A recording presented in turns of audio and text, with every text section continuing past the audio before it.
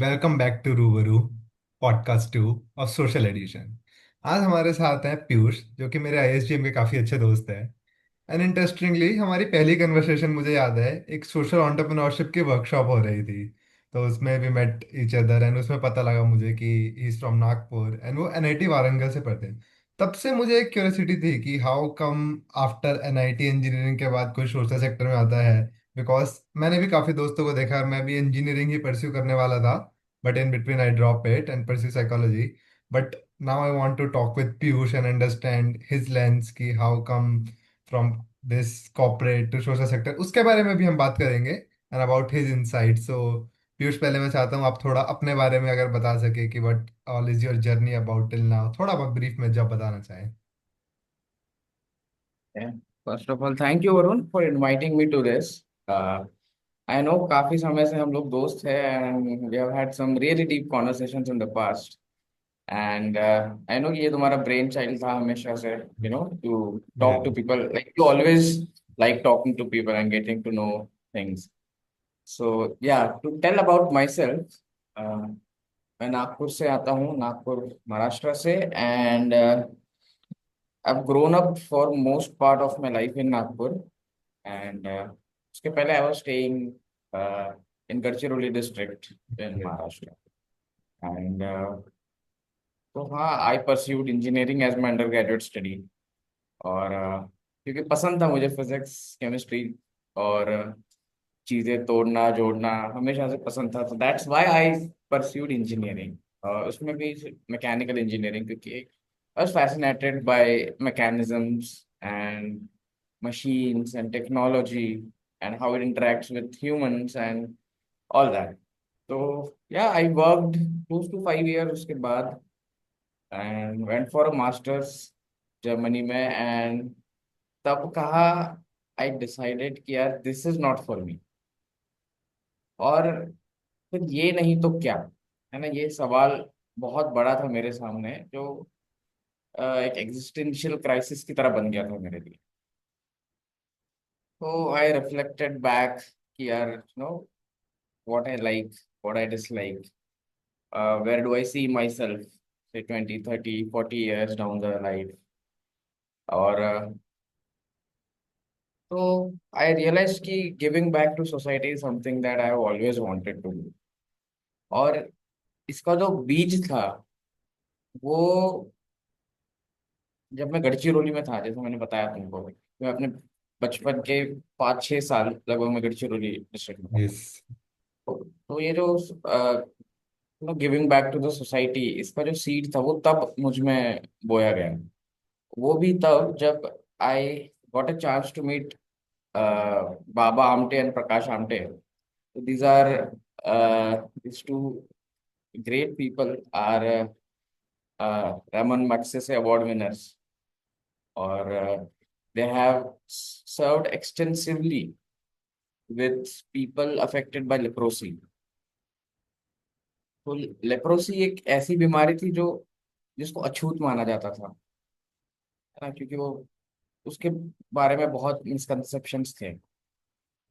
और specially given that area, वहाँ पे हालत बहुत बुरी थी, तो उन्होंने पूरी जिंदगी अपनी वहाँ के लोगों की सेवा में बिताई। तो it was I opening for me, है ना, तब से। और तब मैंने उनके बारे में पढ़ा, उनके काम के बारे में पढ़ा, और फिर, है ना, वो बीच कहीं ना कहीं था। सो जब मैंने जर्मनी छोड़ा, मैं यहाँ पे आया, और जब मैं कंटेम्पलेट कर रहा था कि लाइफ में क्या करना है, तब मुझे रियलाइज हुआ कि हाँ, this is the path that I would like to take. And फिर मैंने आईएसडीएम ज्वाइन किया, फिर मैं तुमसे मिला। या नहीं, तो जैसे यू टेल मी अबाउट जैसे एनआईटी से फिर अंडर ग्रेजुएशन और जर्मनी से positive, this is the like the dream of Indian people, specially अगर कोई ऐसा करता है, इट्स लाइक कि आपने बहुत कुछ अचीव कर लिया है। So after coming back from Germany, so what was your response and how was society treating specially your circle, the friends, the parents, because it's a big step when you change your career options at this part of time कि हाँ भाई अब यहाँ से skip करके you will go to another जहाँ पे कोई गारंटी नहीं है कि how will the future look like. तो उसमें कैसा रिस्पॉन्स था खुद का एंड आसपास के लोगों का? आई थिंक सबसे बड़ा सपोर्ट मुझे अ, मेरी फैमिली और मेरे पार्टनर का मिला। तो दे वर वेरी अंडरस्टैंडिंग, और उन्होंने समझा कि हाँ यार, ये जो कुछ बोल रहा है, ये जो कुछ सोच रहा है, इसमें कुछ बात है, ऐसा ही नहीं बोल रहा है कि वो होता है जब मन चंचल होता है कि हम ये कर ले या वो कर ले, जैसे हम खिलौनों के साथ करते हैं। आज मैं गाड़ी के साथ खेलूंगा तो कल मैं बॉल के साथ खेलूंगा, है ना, इस तरीके से वो जो चंचल मन रहता है, उस तरीके से मैं नहीं आ रहा था जब मैंने डिसाइड किया। और कहीं ना कहीं उन्हीं का विश्वास था जिनके वजह से I decided to study and I am here. Definitely questions थे दोस्तों के भी कि यार तू क्या कर रहा है यार, है ना, इतनी बढ़िया जगह जाके मास्टर्स तूने स्टार्ट किया।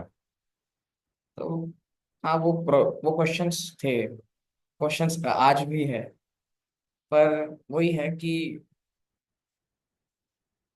कुछ लोग समझ पाते हैं, जो लोग ना थोड़े सेंसिटिव होते हैं, और आई गेस उन्हीं का सपोर्ट मिला है। बिकॉज सपोर्ट आई गेस बहुत जरूरी है, अदरवाइज अब खुद से क्वेश्चन आने लगे एक टाइम पे तो सोचते हैं कि क्या चल रहा है, वो लूप में फिर हम फंस जाते हैं कई बार। तो बिल्कुल। जैसे you have studied from all the three prestigious institutes, from India, Warangal हो गया, जर्मनी हो गया, आईएसटीएम, तो what is the one thing from each institute which you would like to share with us कि हाँ, यहाँ पे शायद ये चीज बहुत ज्यादा अच्छी थी। आई नो कि सब में नेटवर्किंग तो होगी ही होगी, यानी कनेक्ट विद पीपल, और जो नेटवर्क होता है पूरे कॉलेज का वो, या फिर उसके हम्म अलावा कोई एक ऐसी चीज जो आपको लगा हो कि अच्छा यहाँ पे ये चीज बहुत अच्छी थी और यहाँ पे ये चीज काफी अच्छी थी, ऐसा कुछ था हम्म क्या? हम्म, हम्म, बिल्कुल था। हर जगह जाके नए लोगों से मिलना, ये तो सबसे लाइफ चेंजिंग एक्सपीरियंस रहता है कहीं भी जाते हैं, क्योंकि अलग अलग थॉट प्रोसेस वाले लोग होते हैं, अलग अलग कल्चर्स के लोग होते हैं। जैसे मैं जब वारंगल गया, तो वो स्टेट मेरे लिए न्यू था, है ना, it was a foreign language to me, है ना, तेलुगु से मैं कभी एक्वेंटेड नहीं था। पर to be able to understand the culture, वहाँ वहाँ पे जो हर इंडिया के अलग अलग कोने से जो दोस्त आए, है ना, उनसे जो सीखने को मिला। और वैसे ही कहीं ना कहीं जर्मनी में भी था जब मैं वहाँ था यूनिवर्सिटी में।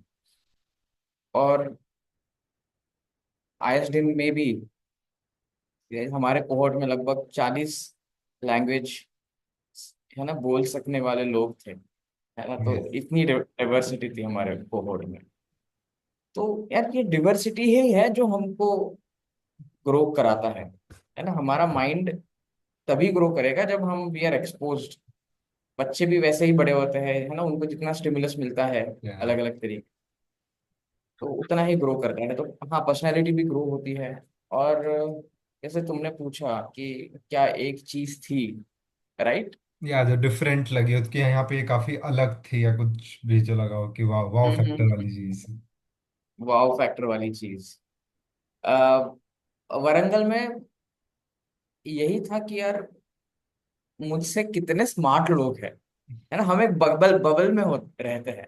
तो मैंने 10th में एकेडमिकली मैं ठीक था, है ना। तो ऐसा लगता था कि यार यही है ना, यही तो है दुनिया जो है। तो जब वरंगल गया तो तब जाना कि यार कितने स्मार्ट लोग हैं, हमसे कई ज्यादा डेप्थ ब्रेड्थ रखने वाले हैं ना सोच में। तो I guess Warangal was that place जहाँ पे फर्स्ट टाइम वो एक्सपोजर आया कि डाइवर्स थॉट्स। स्कूल में तो हम एक तरीके से सोचने के लिए मजबूर किए जाते हैं, है ना, कि एक तरीके से हो जा रहा हो, क्वेश्चंस ना करो, अनफॉर्चुनेटली। पर हाँ, college was that place. Germany में जब मैं था तब it was a cultural shock to me. India का कल्चर और वहाँ का culture, maybe nudity, maybe sexuality, maybe way of life, है ना। तो it was shocking to me initially. तो मुझे एडजस्ट होने में टाइम लग गया कि वो किस प्रकार से सोचते हैं, किस प्रकार से देखते हैं, है ना। तो और वो जो डिग्निटी होती है, या जो डिग्निटी ऑफ लेबर, कि वहां पे कोई अगर जैनिटर भी होगा, उसको भी उतनी ही डिग्निटी है जितना एक सीईओ को होगा या फिर एक मैनेजर को होगा, क्योंकि काम काम है। हमारे यहाँ पे it's different. All the caste thing है ना, जो डिवीजन ऑफ लेबर हुआ है, और जो उस वजह से जो एक हायरार्की बनी काफी है सालों से ना, चलता आ रहा है और वो एकदम काफी ड्रिवन नहीं सालों से है। चलते आ रहा है। तो हम कि आमतौर पर अपने से है ना कम पोस्ट पे लोगों को हम कम आंकते हैं, कि ये this is the sad reality.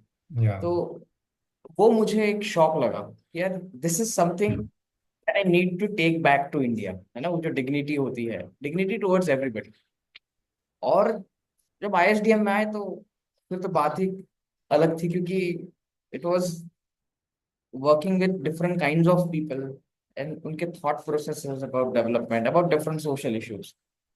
So yeah, so uh, that was a wow thing. Got it. I know कि मतलब मैंने भी वो चीज़ एक्सपीरियंस करी जब मैं भी अपने पहले हाँ कॉलेज में था, ग्रेजुएशन में इन एमिटी जयपुर। तो वहाँ पे वही नेटवर्किंग अलग अलग तरीके से ऑल ओवर इंडिया से बाहर से भी लोग आए हुए थे पढ़ने। And when it comes to ISDM also, so many other हाँ थिंग्स आर आल्सो देयर। तो बिल्कुल। आफ्टर आईएसडीएम लाइक आपने जैसे सोशल सेक्टर में वर्क किया, and earlier you have worked in the corporate also. तो पहले हम उसकी भी बात करते हैं, if you can share what the work look like. And ISDM के बाद, if I am not wrong, you working with निपुण फेलोशिप ओनली, राइट? हाँ, उसके पहले मैं स्वस्ति में भी था। या स्वस्ति में तो उसका एक बार अगर आप एक्सपीरियंस शेयर कर सके कि जैसे आपने स्वस्ति में जब एंटर करा, like working in hmm, this sector, and उससे पहले हम्म, कॉर्पोरेट में आप 5 इयर्स, बहुत साल तक आपने वर्क करा था वहां पे। तो हाँ। एकदम आपको क्या मेजर शिफ्ट लगा ऐसा कि ओके ये चीज है, गैप है यहाँ पे, या कुछ अच्छा है, या कुछ अच्छा होने की और जरूरत है? ऐसा कुछ लगा था क्या hmm, in the initial phase, like 3 months, first 3 months? Hmm. तो कॉर्पोरेट में एक चीज होती है कि things are standardised, processes are standardised. एक एक स्ट्रक्चर होता है, how information flows, how work flows, और एक क्लैरिटी होती है तुम्हारे KRAs, जिसे हम की रिजल्ट एरियाज बोलते हैं, है ना ये डिफाइंड होते हैं, तो काफी कुछ सॉर्टेड, जिसे हम कहेंगे, वैसा होता है काम, जितना मैंने एक्सपीरियंस किया है। और सोशल सेक्टर में it's it's all over the place, है ना कि you have to look after everything. वहां पे इंफॉर्मेशन लीनियरली फ्लो नहीं होती, काफी कई बार सर्कुलर होती है, कई बार अलग अलग ट्रेजेक्टरी होती है इंफॉर्मेशन की, वर्क की। तो ये एक मेजर था। और कई बार स्टैंडर्डाइज नहीं भी होती, जो कि जरूरी भी है, क्योंकि we are in a field जो बहुत डायनामिक है। It has to be very dynamic, very responsive to external conditions. Corporates में इतना नहीं होता है। एक स्टेबिलिटी रहती है, क्योंकि इतना बड़ा ऑर्गेनाइजेशन होता है, इतना बड़ा स्ट्रक्चर होता है कि it is resilient to changes, market changes, कहीं भी, है ना। तो वो मैंने देखा है। हाँ, अनलेस अगर आप फायर ना किए जाए, वो that's different thing altogether. But मैं डे टू डे वर्क के बारे में बात कर रहा हूँ। But in social sector things are very dynamic, very organic as well. मैं है ना, मैंने एक्सपीरियंस किया कि people are sensitive, people are thoughtful, है ना। It's not just dollar value, है ना, अर्निंग पर शेयर, है ना, ये बात नहीं होती। यहाँ पे भी think about creating value for the society, for donors, partners, है ना। We actively work on knowledge creation, है ना, in the sector that we are working. Corporate में it's very narrowed down, very structured, very siloed भी हो जाता है कई बार, कि आप इतना कंपार्टमेंटलाइज हो जाते हो कि आप सिर्फ आपको सिर्फ वही पता रहता है ना? आप काम नहीं करते हो बाकी डिविजन्स के साथ इतना, क्योंकि इतना स्ट्रक्चर है, दैट्स हाउ दे ऑपरेट। तो ये बहुत एक मेजर डिफरेंस लगा मुझे। अंडरस्टैंड। तो अगर जैसे हम कॉर्पोरेट और सोशल सेक्टर की बात कर ही रहे हैं तो ऐसा नॉर्मली माना भी जाता है, क्योंकि जो सोसाइटी में मैं जब मैं भी अपने किसी को बताता हूँ कि मैं यहाँ से हूँ, तो उनको लगता है कि सिर्फ अच्छा एनजीओ में है और यहाँ पे पैसे नहीं है इस सेक्टर में, और ये सारे बहुत सारी चीजें हैं जो माइंड में सबसे पहले थी कि क्या स्टेबलाइज करियर है, क्या तुम इतनी अच्छी इनकम तक पहुंच पाओगे जो तुम कॉर्पोरेट में कर सकते हो। So how come this angle for you, कि कभी ऐसा लगा है या कभी लगता है कि कॉर्पोरेट में बिकॉज पैसे ज्यादा थे या फिर पैसे वहां पे भी ज्यादा है, तो वो कैसा डायनामिक है about the money thing, and what do you feel, so कि ऐसा होता है कभी कि यार एक टाइम पे कि वहां पे क्वेश्चन आता है कि शिफ्ट करना चाहिए वापस कॉर्पोरेट में या सोशल सेक्टर ही अच्छा है, वो माइंड में प्रोसेसेस और वो कैसे चलते हैं? ये बहुत गहरा सवाल पूछ लिया तुमने वरुण। तो ये थॉट जब मैंने स्विच किया तब पैसा मेजर फैक्टर नहीं था मेरी लाइफ में। फॉर्चुनेटली उतना लेवल ऑफ प्रिविलेज है जो मैं अवेयर हूँ अपने बारे में, अपने फैमिली के बारे में, जहाँ पे मुझ पर इतनी रिस्पॉन्सिबिलिटीज नहीं है। या क्योंकि वो भी शेप करता है तुम्हारे करियर चॉइसेस की, तुम्हारे पास किस तरीके की रिस्पॉन्सिबिलिटीज है। तो जब मैंने एक कोजी कंफर्टिंग है कंफर्टेबल कुशनी जॉब कॉर्पोरेट का छोड़ा सोशल सेक्टर में मूव करने के लिए, तो पैसा was not the major factor, although it is a very significant thing, क्योंकि you need to sustain your life, you need या to do a lot of things, है ना। बट हाँ, that is not the sole driver। उस वजह से मुझे कभी इतनी हताशा फील नहीं हुई कि यार कम भी आ रहा है तो ऐसा नहीं है कि यार जिंदगी खराब हो गई अब इसके बाद, नहीं। और एक डिसेंट लाइफ जीने इतना पैसा है, and there are good organizations who pay really well, at par with corporates as well, ऐसा भी है। और and then there are lot of other organisations as well जहाँ पे आपको शायद इतना ना मिले पर एक कंफर्टेबल लाइफ जीने के लिए मिल जाएगा आपको। और अगेन कंफर्ट की डेफिनेशन भी हर किसी के लिए अलग है। सर उतना एक लेवल ऑफ अवेयरनेस होना चाहिए, है ना, कि हम जिस सोसाइटी में है उसके लिए उस सोसाइटी में कंफर्ट क्या है ना, कंफर्ट के मायने क्या है। क्या या पब्लिक ट्रांसपोर्ट है, या लग्जरी कार में घूमना कंफर्ट है, या स्टारबक्स की कॉफी लेना कंफर्ट है, या फिर रोड साइड एक, है ना, अच्छी सी चाय अच्छी सी कॉफी लेना कंफर्ट है। दृश्य। क्योंकि वो भी किसी के लिए कंफर्ट है। अगर हम हम्म। 5 रुपए की चाय कॉफी भी हम बात करें, नॉट एवरीबडी इज प्रिविलेज्ड। या आपको एक सेल्फ अवेयर होना पड़ेगा, है ना, एक सोसाइटल पर्सपेक्टिव लेना पड़ेगा कि या आप, है ना, वेयर डू यू स्टैंड, और आपके पास क्या है, रादर देन फोकसिंग ऑन क्या नहीं है ना। तो that is the mind shift that happened to me that's जब ट्रू। मैंने सेक्टर में हूँ। Because when we go to rural area specially tier three cities, तो वहां पे पता लगता है कि ओके, 3 टाइम का खाना खाना ही एक बार को बड़ी बात है, बाकी सब चीजें तो बहुत अलग बात है।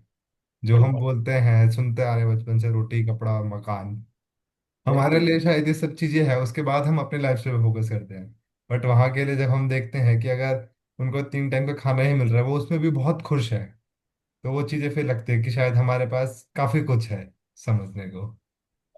और हम डिsillusioned हो चुके हैं हम अपनी लाइफस्टाइल को लेकर, क्योंकि we are bombarded with so many things, and there is always that competitive feeling, there always hmm. this feeling कि यार मेरे पास ये नहीं है ना, एक मटेरियलिस्ट आउटलुक हो चुका है कहीं ना कहीं, which I feel। और ठीक है, I mean that's how societies या है ना ऑल्सो फंक्शन। तो अगर हम आपके अब फेलोशिप के बारे में बात करें, क्योंकि मुझे उसमें काफी दिलचस्पी है, जानना चाहता हूँ मैं कि स्टार्टिंग से कि जैसे निपुण फेलोशिप है वो एग्जैक्टली है क्या, कौन अप्लाई कर सकता है, तो अगर हम एक एक स्टेप बाय स्टेप चलते हैं, तो पहले तो इन जनरल वर्ड्स में अगर जो हमारी ऑडियंस है किसी को पता लगाना हो कि क्या डिफरेंट फेलोशिप्स है, तो I guess for Nipun fellowship you are the best person, क्योंकि you have been there, you have been part of the Nipun fellowship, तो अगर आप बता सके कि एग्जैक्टली निपुण फेलोशिप पहले तो है क्या, तो वो काफी हेल्पफुल रहेगा। तो निपुण fellowship government of Madhya Pradesh का इनिशिएटिव है, और इसका मेन फोकस है जो सेंट्रल गवर्नमेंट का निपुण भारत जो मिशन है, जो फाउंडेशनल लिटरेसी एंड न्यूमरेसी पर हम्म। काम कर रहा है अक्रॉस द कंट्री, उसका इम्प्लीमेंटेशन स्टेट में और अच्छी तरीके से कराने के लिए ये फेलोशिप स्टार्ट की गई गवर्नमेंट ऑफ मध्य प्रदेश में। और इस फेलोशिप में एक पर्सन होता है, जैसे मैं हूँ अपने डिस्ट्रिक्ट में, नरसिंहपुर डिस्ट्रिक्ट में, तो I am the nodal here for FLN related activities. और एफएलएन एक्चुअली होता है कि जो प्राइमरी के जो बच्चे हैं हमारे ना, स्पेशली क्लास 1 और 2, या।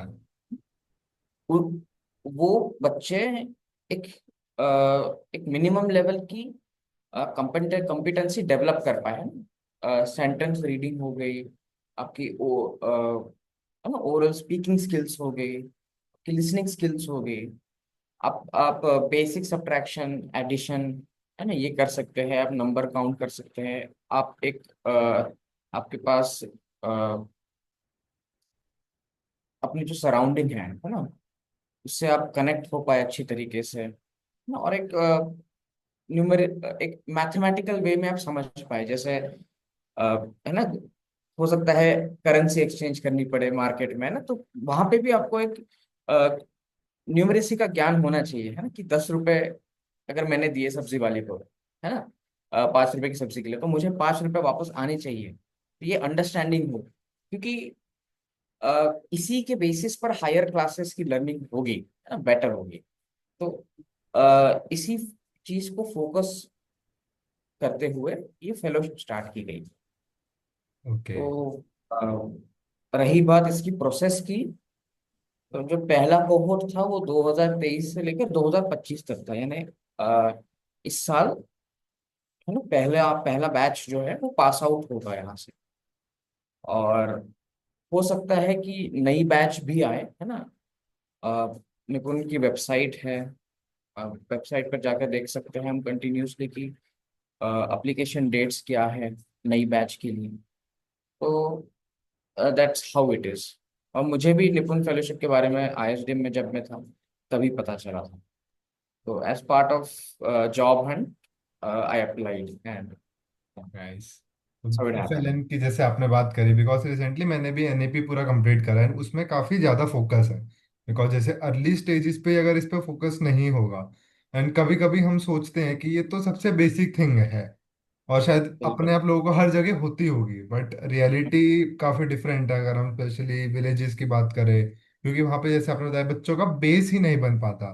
अगर उनको मैथ्स ही नहीं आएगी, बेसिक इंग्लिश नहीं आएगी, तो आगे चल के बहुत दिक्कत आएगी। And that's why I feel so कि सबसे ज़्यादा रीजन होते हैं बच्चे ड्रॉप आउट करते हैं आफ्टर 10th भी, और 8 9 10 में जब बोर्ड्स आते हैं तब वो जो फेलियर रेट है वो बहुत हाई है, बिकॉज उसके आगे बच्चे नहीं जा सकते हैं। उसकी स्टार्टिंग हमें वहीं से करनी पड़ेगी, फर्स्ट बिल्कुल। केजी नर्सरी से जो हम बात करते हैं।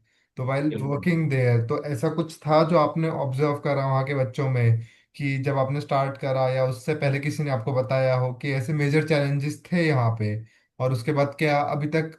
आई नो कि चेंज आने में बहुत टाइम लगता है, it's can not be immediate कि हाँ एक महीने एक साल के अंदर हो गया।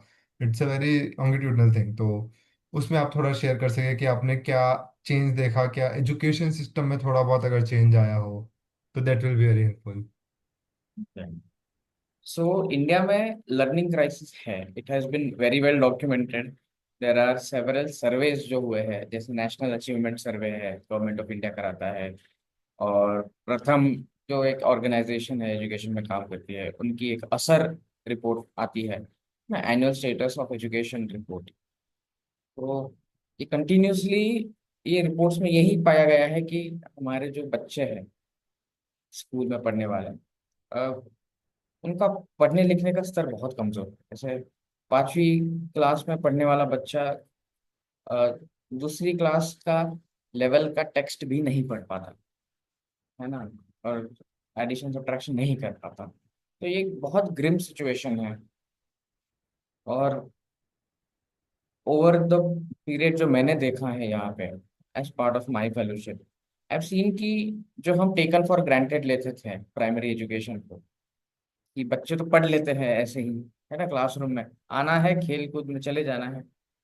तो through this Nipun Bharat mission, there has been a focus, renewed focus on primary education. और आई गेस वो फोकस ही एक ड्राइविंग फैक्टर रहा है चेंजेस के लिए। जो अभी 2024 यानी जो लास्ट ईयर की जो असर रिपोर्ट है, उसके फाइंडिंग्स के मुताबिक जो हमने कोविड में जो लर्निंग लॉस एक्सपीरियंस किया था, स्पेशली प्राइमरी ग्रेड के बच्चों का, वो कहीं ना कहीं रिकवर होता दिख रहा है। तो it's a sign of hope कि हम जिस डायरेक्शन में जा रहे हैं, ये कहीं ना कहीं सही डायरेक्शन है। हमारे एफर्ट्स कामयाब हो रहे हैं और इसको हमको सस्टेन करना पड़ेगा। और मोस्ट अफेक्टेड प्राइमरी के बच्चे ही होते हैं किसी भी क्राइसिस में, क्योंकि वही बेस होता है और उन्हीं बच्चों पे सबसे ज्यादा अटेंशन की जरूरत होती है ना। फेस टू फेस इंटरेक्शन हो, टीचर इंटरेक्शन हो या पीयर इंटरेक्शन, ना उस एज ब्रैकेट के बच्चे ही सबसे ज्यादा अफेक्ट होते हैं। तो ये जो रिन्यूड फोकस रहा है निपुण भारत का, it has yielded positive results, जो आई होप कि ये कंटिन्यू हो, ये फोकस हमारा बना रहे ना। ये कोई एक ऐसे ही कोई स्कीम ना रहे जो 5 साल में खत्म हो जाए, 10 साल में खत्म हो जाए। ये फोकस बना रहे हमेशा, यही होप करता हूँ मैं। दैट्स ट्रू, मतलब होना भी बहुत जरूरी है ये चीजें कि आगे तक चले, तो ही हमें रिजल्ट्स भी अच्छे देखने को मिलते हैं और पता लगता है कि अच्छा चीजें कितनी बेहतर धीरे धीरे हो रही।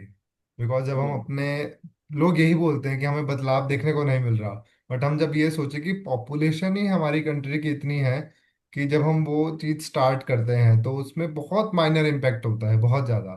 तो धीरे धीरे शायद आगे होगा, हम सबको देखने को मिलेगा। तो जैसे अभी आपने निपुण फेलोशिप में है पार्ट, तो अभी आगे का आपका क्या प्लान है इन जनरल की, what are you looking forward to, इसके बाद क्या जर्नी रहने वाली है? तो उसके बारे में भी कुछ है या आप सजेस्ट भी करेंगे? बाकी जैसे आपने बताया कि बाकी इसमें कुछ एज लिमिट भी रहती है क्या निपुण फेलोशिप में, ये जानना था मुझे, if you know about it. I guess we have to be 32 years of age okay. by a certain date, जो एप्लीकेशन में हम्म। एलिजिबिलिटी क्राइटेरिया में दिया होगा ओके। कि, तो वो पढ़ना पड़ेगा। आई गेस बाकी सारी डिटेल्स अगर कोई अप्लाई करना चाहते हैं तो निपुण की वेबसाइट पे सब अवेलेबल होगा। सब अवेलेबल है। और मैं तुम्हारे साथ शेयर भी कर दूंगा इसके बाद। May be you please. Can share it या I will viewers. Also attach the link in reception. या तो या, तो अभी और बट को the next step forward, way या फॉरवर्ड। या नेक्स्ट स्टेप, मैं एजुकेशन सेक्टर में कंटिन्यू करना चाहूँगा। क्योंकि आई फील कि this is the place where I have developed an expertise और I have seen on ground realities. और मैं कहीं ना कहीं एक सिस्टमिक लेवल पर भी चीज़ें समझने लगा हूँ, कि कैसे लार्ज स्केल सिस्टमिक रिफॉर्म किए जा सकते हैं और क्या तरीके होते हैं। तो I would like to no continue this path forward. और आगे जाके मेरा मन है कि मैं पब्लिक पॉलिसी, है ना, इस फील्ड में जाऊं, मैं थोड़ा पढूं इसके बारे में और चीज़ें समझूं, क्योंकि कई सारी चीज़ें पॉलिसी ड्रिवन होती है। तो जैसे अब मेरे पास ग्रास रूट लेवल की अंडरस्टैंडिंग है, तो I would like to know follow that link, yes. Yeah I guess go यहाँ इनटू पे I can policy. Relate with you to lot, because मेरा भी I guess destiny also wants me to work in the education sector. मैं भी last 4 years से यहाँ पे हूँ एजुकेशन सेक्टर में ही। तो indirectly directly I am working with, तो ऐसा लगता है कि हाँ with this we can actually create an impact. मतलब टाइम वही है, हर चीज में टाइम लगता है, बट हाँ एक कॉलिंग होती है खुद की कि हाँ शायद यहाँ पे कुछ चेंज कर सकते हैं। तो यस। वो चीजें चल रही है। तो और पीयूष। वरुण, और एक चीज है ना कहीं हम्म। ये फील होता है राइट कि we are creating a better future through या। Empowered generations. तो एक ऑप्टिमिज्म है ना, दैट टू इस सेक्टर में काम करके you yourself feel optimistic about future, जो कि बहुत जरूरी है। तुमने भी एक्सपीरियंस किया होगा आई बिलीव।